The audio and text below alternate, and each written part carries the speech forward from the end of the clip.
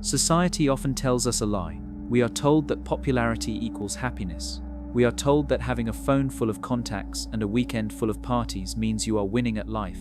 And if you prefer to stay home, or only talk to 2 or 3 specific people, something must be wrong with you. You might be called antisocial, distant, or even stuck up.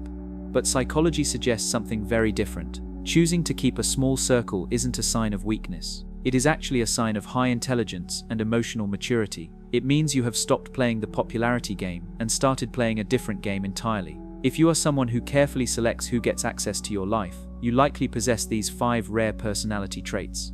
The first trait is that you understand the value of your energy. Think of your social energy like a battery on your phone. Most people treat their energy like it is unlimited. They spend it on everyone. Co-workers they don't like, acquaintances they barely know, and strangers at parties. By the end of the day, their battery is dead and they feel drained. You are different. You realize that social interaction is expensive. It costs energy. You prefer to invest your energy into a few high-quality connections rather than wasting it on 20 shallow ones. This doesn't mean you are shy.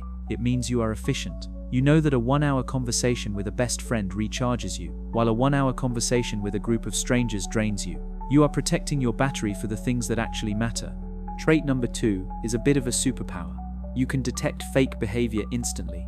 Large groups of friends often rely on small lies to stay together. People pretend to like each other. They laugh at jokes that aren't funny, and they hide their true opinions just to fit in. This is called social masking. You, however, have a very low tolerance for this. When you meet someone new, your brain is analyzing them. You notice the fake smile. You notice when someone is trying too hard to impress you. You notice the subtle disrespect that others miss. Because you see these red flags so early, you often cut people off before they even get a chance to become your friend. To outsiders, this looks like you are being cold, but in reality, you are just saving time. You value authenticity so much that you would rather be alone than be surrounded by actors wearing masks. Trait number 3, you do not need a crowd to feel safe. For many people, being alone is terrifying. Silence forces them to sit with their own thoughts, so they fill their lives with people to distract themselves. They need a squad to feel validated, important. If you have a small circle, it is usually because you are comfortable in your own skin. You don't need constant applause from an audience to know your worth. You are independent. You don't hang out with people because you are bored or lonely. You hang out with them because you genuinely like them. This is a crucial difference. It means your friendships are based on choice, not desperate need. You are your own best company, which makes you immune to peer pressure. You can't be manipulated by the fear of being left out, because you are perfectly happy stepping out on your own. Trait number 4 is simple. You hate small talk. Nice weather today. Did you see that TV show? How was your weekend? To you, these conversations feel like torture. They are surface level. They don't go anywhere. People with small circles tend to be deep thinkers. You crave substance. You want to talk about ideas, the future, psychology, personal growth, or the universe. The problem is, you can't have these deep conversations in a group of 10 people at a loud bar. Deep conversations require intimacy and focus. This is why you naturally gravitate toward one-on-one hangouts. You aren't trying to be difficult. You are just bored by the surface. You want to dive deep, and you can only do that with a select few who can swim at your level. Finally, trait number 5.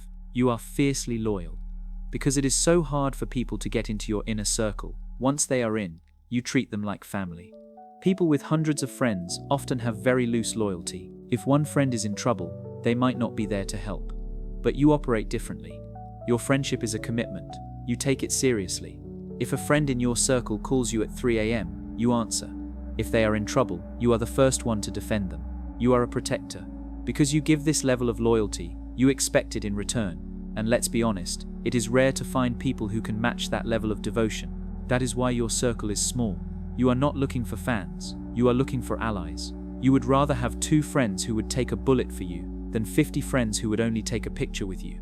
So the next time you feel the pressure to be more social, remember this: your small circle is not an accident. It is a strategy. You have traded popularity for loyalty. You have traded drama for peace. And you have traded 100 acquaintances for 2 or 3 people who actually have your back. You are not losing the popularity game. You have simply graduated from it. Now I want to hear from you. Do you keep your circle small on purpose? Tell us in the comments below. And if you want to master your social strategy, make sure to subscribe to Psyched. We'll see you in the next video.